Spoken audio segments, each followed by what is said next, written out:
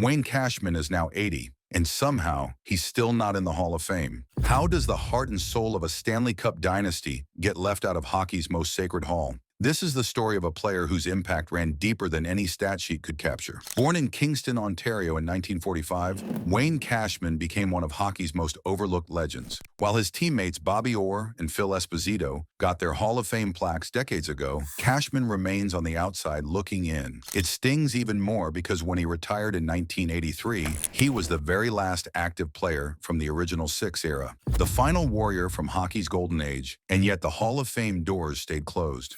Maybe it was his rough edges that kept voters away. Cashman was never one to sweet-talk the media. He earned nicknames like Captain Crunch and Cash for good reason. This was a man who signed his name with his knuckles. Not pretty words. But that gritty personality might have hurt his Hall of Fame chances more than it should have. Let's go back to where it all started. Cashman's junior career with the Oshawa Generals showed flashes of greatness. He put up 35 points in just 17 games one season, then exploded for 37 points in 14 playoff games to help win the Memorial Cup in 1966. He shared the ice with future Hall of Famer Bobby Orr even then. After bouncing between the minors and making his first NHL appearance in 1964, Cashman finally stuck with Boston for good in 1969. That's when the magic really began. Cashman found his spot on the left wing of what became known as the Nitro line. Center Phil Esposito and right wing Ken Hodge completed the trio that would terrorize the NHL. In the 1969-70 season, that line set an NHL record with 140 goals.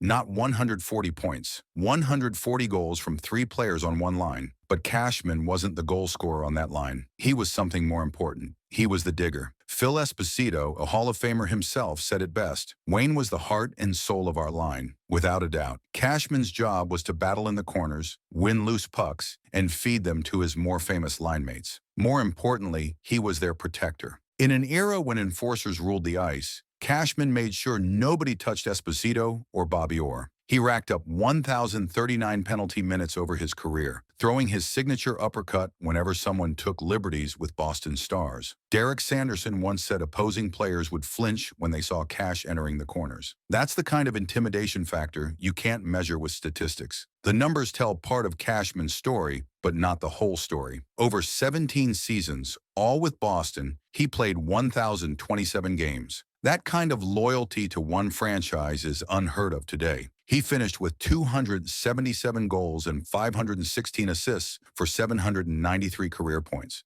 His plus-minus rating of plus 278 shows he was on the ice for 278 more goals for than against during his career. That's elite two-way play. Cashman hit 20 or more goals in 8 different seasons. His best year came in 1973-74 when he scored 30 goals and 89 points, finishing 4th in the entire league in scoring. 4th in the NHL. That earned him a spot in the All-Star game and selection to the NHL second All-Star team. When people say his numbers aren't Hall of Fame worthy, they forget he was once a top 5 scorer in the world.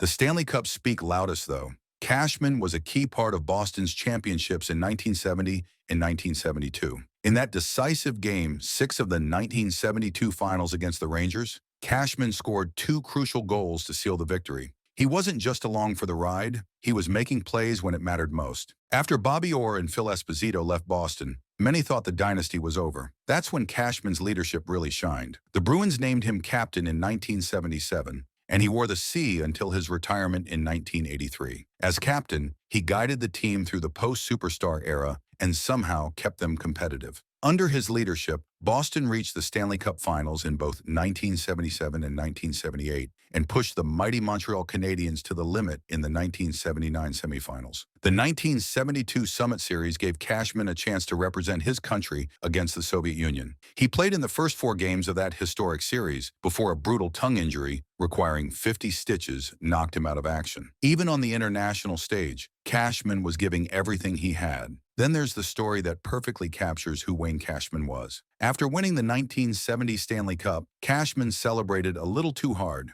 He got drunk, stepped into a busy Boston intersection, and started directing traffic. When police arrested him, he used his one phone call from jail to order Chinese food. Not to call a lawyer or his family, Chinese food. The 1970s Bruins were full of characters, and Cashman was the biggest character of them all. His playing career ended in 1983, but Cashman wasn't done with hockey. He spent the next 16 years behind the bench as a coach, 5 seasons as an assistant with the New York Rangers, 4 years helping his old line mate Phil Esposito with the Tampa Bay Lightning, time with the San Jose Sharks, a head coaching stint with the Philadelphia Flyers in 1997 to 98, though that lasted just 61 games. Cashman even made it back to the Olympics, serving as an assistant coach for Team Canada at the 1998 Games in Nagano. His coaching career came full circle when he returned to Boston as an assistant from 2001 to 2006, finally hanging up his clipboard after nearly 4 decades in professional hockey. The Boston Bruins have never forgotten what Cashman meant to their franchise. In 2023, they named him one of the top 100 players in team history. The Hockey Legacy Award sits on his mantle. His number 12 jersey represents everything the Bruins organization stands for: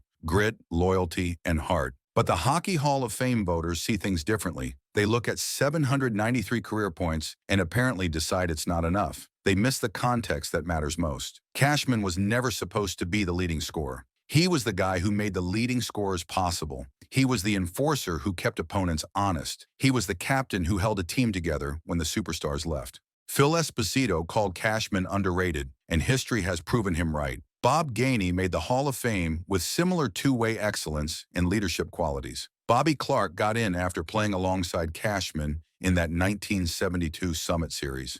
The difference might be that Cashman played his entire career in the shadow of bigger names like Orr and Esposito. When you're the third wheel on a legendary line, sometimes your contributions get overlooked. Maybe it was his personality that hurt his chances. Being prickly with writers doesn't help when those same writers vote for the Hall of Fame. His enforcer style might seem outdated to modern voters who prefer skill over grit, but that misses the point of what made Cashman special. The man gave everything to hockey: 17 years of battling in corners, taking punishment to protect teammates, and leading by example. Then another 16 years teaching the next generation as a coach. When the Bruins needed a captain to bridge from the Orr era to whatever came next, they chose Cashman. When Team Canada needed experience behind the bench at the Olympics, they called Cashman. He was the final link to hockey's original six era when he retired. The last player who remembered what the game was like in its purest form. He represented an entire generation of players who measured success not by individual statistics, but by Stanley Cup rings and the respect of their teammates. The tragedy isn't that Wayne Cashman wasted his career. The tragedy is that hockey's establishment has wasted his legacy. They've let politics and personal relationships cloud their judgment about a player who embodied everything the sport claims to value: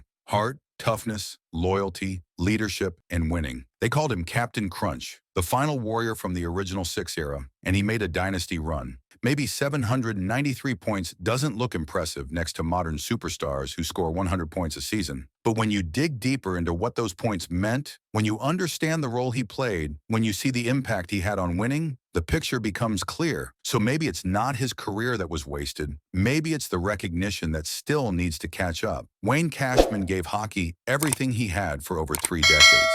The least hockey could do is give him the honor he's earned.